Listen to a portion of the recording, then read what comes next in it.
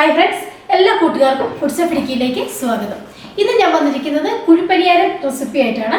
നമ്മൾ ഉണ്ണിയപ്പച്ചട്ടിയിലാണ് ഈ കുഴിപ്പനിയാരം ചെയ്യുന്നത്.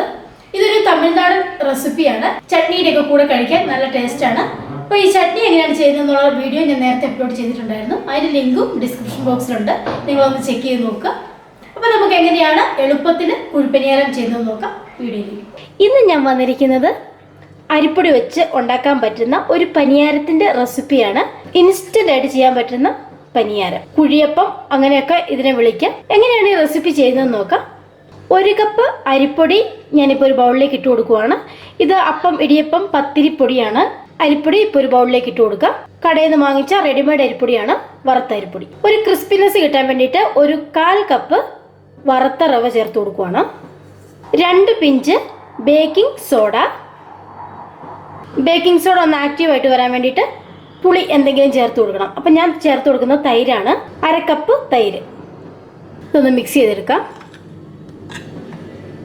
ഇനി ഇതിലേക്ക് കുറേശ്ശെ വെള്ളം ഒഴിച്ചിട്ട് ഞാനൊരു 1/2 കപ്പ് വെള്ളം എടുത്ത് വെച്ചിട്ടുണ്ട്. ഇഡ്ഡലി ബാറ്ററിൻ്റെയൊക്കെ ഒരു കൺസിസ്റ്റൻസിയിൽ ഇതൊന്ന് 5 മിനിറ്റ് കുഴച്ച് വെക്കണം. തീരെ ലൂസായി പോകരുത്, കുറച്ച് കട്ടിയിൽ വേണം കലക്കി വെക്കാൻ. 1 കപ്പ് വെള്ളം ആയിട്ടുണ്ട്.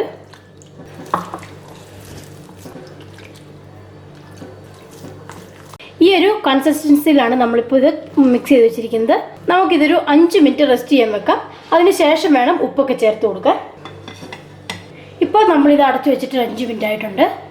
അടുത്തതായിട്ട് ഞാനിതിലേക്ക് ചേർത്ത് കൊടുക്കാൻ പോകുന്നത് വളരെ കുറച്ച്, ഒരു 1/4 ടേബിൾ സ്പൂണിൽ താഴെ ഇഞ്ചി, 1 ടേബിൾ സ്പൂൺ മല്ലിയില, പച്ചമുളക്, ഇഞ്ചി, ചെറിയ ഒരു സവോള ചോപ്പ് ചെയ്ത് വെച്ചിട്ടുണ്ടായിരുന്നു. ആ സവോളയും കൂടി ചേർത്ത് കൊടുക്കാം.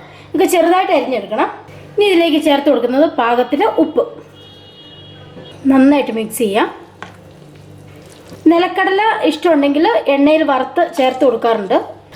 അപ്പോൾ നിങ്ങൾക്ക് ഇഷ്ടമുണ്ടെങ്കിൽ നിലക്കടല വേണമെങ്കിൽ ചേർത്ത് കൊടുക്കാം. തമിഴ്നാട്ടിൽ നിന്നൊക്കെ നമ്മളിത് കഴിക്കുമ്പോൾ അവർ കടല ചേർക്കാറുണ്ട്. ഇതുപോലെ ഇരിക്കണം മാവ്. ദോശമാവിനേക്കാൾ കൂടുതൽ തിക്കായിരിക്കണം, ഒരു ഇഡ്ഡലി മാവിൻ്റെയൊക്കെ പരുവത്തിൽ. ഉപ്പൊക്കെ കറക്റ്റ് ചെയ്തതിന് ശേഷം നമുക്ക് തയ്യാറാക്കാൻ തുടങ്ങാം. അപ്പോൾ നമ്മൾ പനിയാരം ഉണ്ടാക്കുന്നത് ഉണ്ണിയപ്പച്ചട്ടിയിലാണ്. ചട്ടി ചൂടാവാനായിട്ട് വെച്ചിട്ടുണ്ട്. ഉണ്ണിയപ്പത്തിലൊക്കെ ചെയ്യുന്ന പോലെ ഓയിൽ ഒഴിച്ചു കൊടുക്കാം. ഞാൻ എടുത്തിരിക്കുന്നത് വെജിറ്റബിൾ ഓയിലാണ്, വെളിച്ചെണ്ണയല്ല.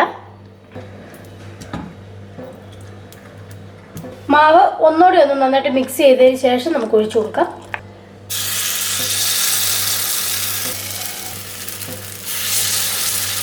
ഒരു മീഡിയം തീയിലിട്ടിട്ട് വേവിച്ചെടുക്കാം. ഞാൻ അടച്ചു വെക്കുവാണ്. ഒരു സൈഡ് മൊരിഞ്ഞിട്ടുണ്ട്. അപ്പോൾ നമുക്കിത് പതുക്കെ തിരിച്ചിട്ട് കൊടുക്കാം. ഓയിൽ വളരെ കുറവാന്ന് തോന്നിയാൽ അല്പം ഓയിൽ ഒഴിച്ചു കൊടുക്കാം. വീണ്ടും അടച്ചു വെച്ച് ഈ സൈഡോട് മൊരിച്ചെടുക്കാം. 2 സൈഡും മൊരിഞ്ഞിട്ടുണ്ട്. നമുക്കിനി ഇതെടുക്കാം. അല്പം എണ്ണ ഒഴിച്ചിട്ട് ബാക്കിയും ഇതുപോലെ തന്നെ തയ്യാറാക്കിയെടുക്കാം. മാവ് ഓരോ തവണ ഒഴിച്ചു കൊടുക്കുമ്പോൾ നന്നായിട്ടൊന്ന് ഇളക്കിയിട്ട് ഒഴിച്ചു കൊടുക്കാൻ മറക്കരുത്. അപ്പോൾ കോക്കനട്ട് ചട്നിയാണ് ഇതിനു വേണ്ടി ഞാൻ തയ്യാറാക്കിയിരിക്കുന്നത്. ഈ ചട്നി ഓൾറെഡി ഞാൻ അപ്ലോഡ് ചെയ്തിട്ടുണ്ട്, അതുകൊണ്ട് വീണ്ടും കാണിക്കുന്നില്ല. ലിങ്ക് ഡിസ്ക്രിപ്ഷൻ ബോക്സിൽ കൊടുക്കാം. അപ്പോൾ ബ്രേക്ക്ഫാസ്റ്റ് ആയിട്ട് 4 മണിക്ക് കഴിക്കാൻ പറ്റുന്ന പനിയാരം തയ്യാറായിട്ടുണ്ട്. നിങ്ങൾക്ക് എല്ലാവർക്കും ഈ റെസിപ്പി ഇഷ്ടമായെന്ന് കരുതുന്നു. ഇഷ്ടമായെങ്കിൽ ഒന്ന് ലൈക്ക് ചെയ്യുക, ഷെയർ ചെയ്യുക, ചാനൽ ഒന്ന് സബ്സ്ക്രൈബ് ചെയ്യുക. മറ്റൊരു റെസിപ്പിയുമായിട്ട് അടുത്ത ദിവസം വരാം. Take care, by.